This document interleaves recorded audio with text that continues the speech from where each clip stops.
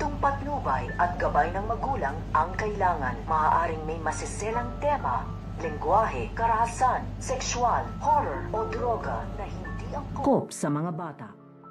Magpapakitang gilas at magpapakilala na nga ito nga si Marcelo dito nga sa loob nga ng kulungan at dito na nga rin kila Chipis Pinas dahil ito nga si Marcelo ay namili nga ito ng mga pagkain at ipapakain nga niya ito sa kapwa inmate at magpapadala pa nga ito dito nga kila Chipis Pinas. Kaya nga ito nga si Chipis Pinas ay nagtaka nga ito at nagtatanong kung saan nga daw magaling ito nga daw pagkain na napakarami na binigay nga daw sa kanila. At nung sinabi nga sa kanya na ito nga si Marcelo ay nagtataka nga dito ito nga si Chipis Pinas dahil ito nga daw si Marcelo ay pabida nga daw ito at nagmamayabang, kaya kailangan nga daw niyang makilala kung sino nga daw ang hari-harian dito nga daw sa loob nga ng kulungan. So pakakaabangan nga natin dito ang pagpapakitang gilas at ang pagpapakilala nito nga ni Marcelo dito nga kila Chipis Pinas at dito nga kila Tanggol.